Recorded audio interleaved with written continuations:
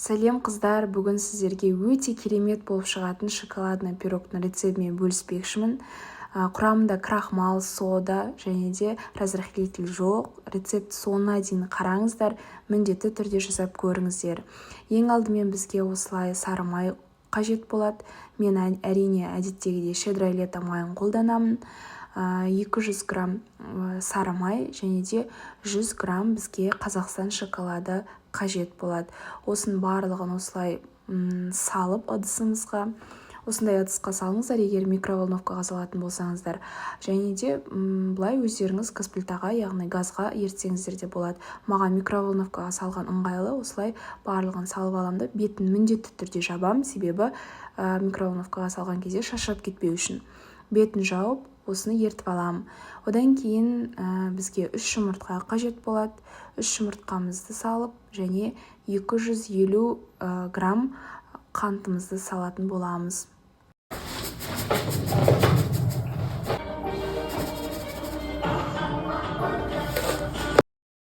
Жаңағы ертілген микроволновкадағы май мен шоколадымызды алып, осылай жақсылап, тоже жақсы араластырамыз.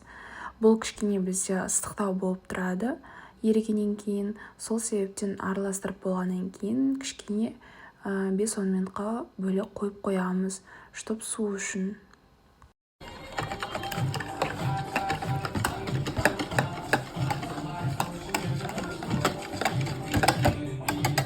Келесі енді қант пен жұмыртқамызды жақсылап тоже араластырып аламыз. Осылай видеодағыдай жақсылап араластырып боламыз. Бізге миксер қажет емес, блендер де қажет емес. Осылай өзіміздің қолмен осылай жақсылап араластырып аламыз. Одан кейін жұмыртқа мен қантты араластырып болғаннан кейін жаңағы біздің май мен шоколадымызды құямыз осылай. Қараңыздаршы, өте күшті болып шықты. Бұны да құйып, одан кейін тоже жақсылап араластырамыз. Бірінші кезде жайлап кішкене жайлап араластырасыздар, одан кейін қаттырақ араластырасыздар. Міне енді келесі бізге ұн қажет болады. Міндетті түрде ұнымызды ситадан өткізейік қыздар. Ситадан өткізілген ұн тестамыз әдемі болып шығатын болады. Одан кейін какао қажет. Какаомызды осылай ситадан өткізіп алдым. Міне 30 грамм бізге какао қажет.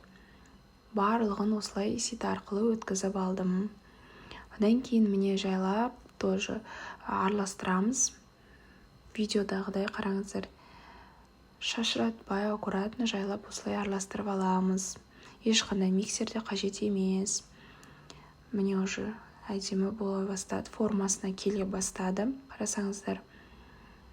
Осылай араластырып ыдысымызға салатын боламыз.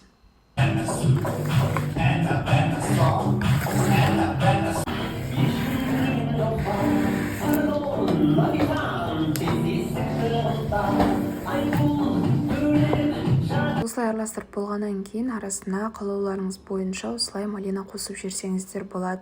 Немесе қоспасаңыздар да болады.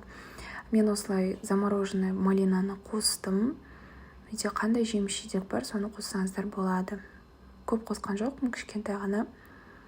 Осылай қосып алдым. Енді формамызға саламыз. Менің бұл өзіме жақсы көретін формам, осы да жақсы піседі, содан кейін тастағым келмейді. Кішкене шеттері көшсе де. Енді ыдысыма жаман комментарий жазбаңыздар. Осылай салып алдым барлығын. Бетіне де әсемдік үшін жаңағы қалған замороженный малиналарымызды сеуіп шығамыз, қойып шығамыз.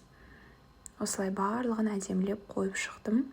Болды. 180 градуста 1 сағатқа пешке салатын боламыз. 1 сағаттан кейін зубочисткамен арасын тексеріп көріңіздер. Егер де құрғақ шығатын болса, значит ол пісті деген сөз. Міне өте керемет болады қыздар. Дәмі ауызда ерейді, прям жасап көріңіздер, өкінбейсіздер, рахмет айтасыздар. Прям күшті пирог. Жеп жеңіл, оңай. Міне қараңыздар, дайын болды. Осылайша қыздар, менің каналыма жазылыңыздар, комментарий қалдырыңыздар, лайк басыңыздар. Алдағы уақытта осындай простой и тез жасалатын рецепттермен бөлісетін боламын.